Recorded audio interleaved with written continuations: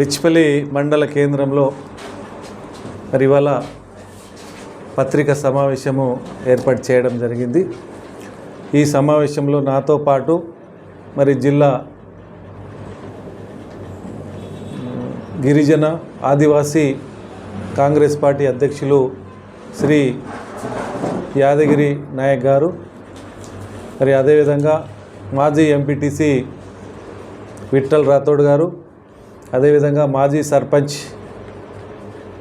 మరి బలరాం నాయక్ గారు, అదేవిధంగా సుధాకర్ గారు, మారుతి గారు, అదేవిధంగా సురేష్ గారు, మరి విద్యార్థి సంఘాల నాయకులు పాల్గొనడం జరిగింది. ముఖ్యంగా నిజామాబాద్, కరీంనగర్, ఆదిలాబాద్, వరంగల్ 4 జిల్లాల్లో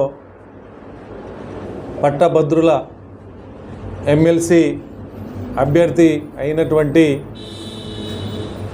నరేందర్ రెడ్డి గారు, మరి వారి గురించి ఒక నిమిషం చెప్పవలసిన అవసరం ఉంది. ఆయన ఒక విద్యావేత్త, ఆల్ ఫోర్స్ విద్యా సంస్థలు ఏర్పాటు చేసి మరి గత 35 సంవత్సరాల నుంచి విద్యా సంస్థలను నిర్వహిస్తూ ఎస్సీ, ఎస్టీ, బీసీ పేద విద్యార్థులకు మరి విద్యను మరి ప్రసాదిస్తూ మరి సేవలు చేస్తున్నటువంటి ఆల్ ఫోర్స్ విద్యా సంస్థ అధినేత నరేందర్ రెడ్డి గారు, మరి వారిని కాంగ్రెస్ పార్టీ సోనియా గాంధీ గారి యొక్క ఆదేశానుసారము, రాహుల్ గాంధీ గారి యొక్క మార్గదర్శనంలో గౌరవనీయులు మన రాష్ట్ర ముఖ్యమంత్రి రేవంత్ రెడ్డి గారు వారికి మన ఎమ్మెల్సీ అభ్యర్థిగా ప్రకటించడం జరిగింది. మరి ఈ నెల 27వ తేదీన మరి ఎన్నికలు జరుగుతాయి. మరి ఎవరైతే గ్రాడ్యుయేట్స్ విద్యావంతులు ఉన్నారో వాళ్ళందరూ మరి దీంట్లో ఓట్లు వేయాలి. మరి ఒకటే మేము కోరుతా ఉన్నాము కాంగ్రెస్ పార్టీ తరఫున. ఇలా కాంగ్రెస్ పార్టీ ప్రభుత్వం వచ్చిన తర్వాత ఈ 14 నెలలో మరి 55,000 ఉద్యోగాలను భర్తీ చేయడం జరిగింది. మరి యువకులకు మరి విద్యావంతులకు చెప్పినటువంటి మాటను కాంగ్రెస్ పార్టీ తూచ తప్పకుండా మరి ఒక క్యాలెండర్ను తయారు చేసుకొని మరి అంచెలంచెలుగా రిక్రూట్మెంట్ చేస్తూ ఉంది.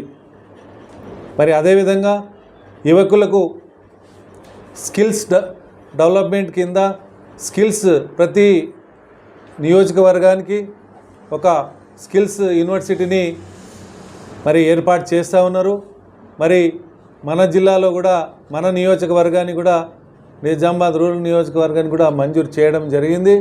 మరి రాబోయే రోజుల్లో విద్యావంతులకు మరి ఇంజనీరింగ్ చదువుకున్న యువకులకు మరి గ్రాడ్యుయేట్ చేసుకున్నటువంటి యువకులకు మరి రేవంత్ రెడ్డి గారి నాయకత్వాన మరి మన ప్రభుత్వము పెద్దపీట వేస్తుంది. మరి ప్రభుత్వ ఉద్యోగాలే కాకుండా సెల్ఫ్ ఎంప్లాయ్మెంట్ కింద మరి స్కిల్స్ యూనివర్సిటీ వస్తే మరి దాంట్లో నంబర్ ఆఫ్ ట్రేడర్స్ రకరకాల నైపుణ్య వృత్తి కోర్సులను మరి ప్రవేశపెడతారు. అది ఇంటర్నేషనల్ స్టాండర్డ్ యూనివర్సిటీగా మరి దాన్ని ఏర్పాటు చేసే ఆలోచనలో మరి ఉన్నారు. మరి మంజూరు చేయడం జరిగింది. మరి ఒకటే కోరుతా ఉన్నాము విద్యావంతులకు, మరి ఇవాళ రేవంత్ రెడ్డి గారి నాయకత్వాన మనము ఈ ప్రభుత్వానికి మనం సపోర్ట్ చేయాలి. మరి కాంగ్రెస్ పార్టీ బలపరిచినటువంటి అభ్యర్థిని మనం సపోర్ట్ చేస్తే రేపు అసెంబ్లీలో మరి కౌన్సిల్లో మన అభ్యర్థి గెలిస్తే మన విద్యావంతుల తరపున మాట్లాడి ప్రభుత్వం నుండి మరి ఎక్కువ కార్యక్రమాలు చేపట్టే అవకాశాలు ఉన్నాయి.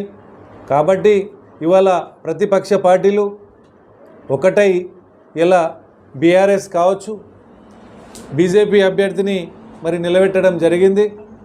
మరి బీఆర్ఎస్ లోపాయికారిగా బీజేపీతో మిలాఖతై మరి ఇవాళ వాళ్ళు క్యాండిడేట్ను పెట్టకుండా ఒక రాజకీయ పార్టీ ఎప్పుడూ ప్రజాక్షేత్రంలో పోరాటం చేయాలి కానీ లోపాయికారిగా మరి క్యాండిడేట్ను పెట్టకుండా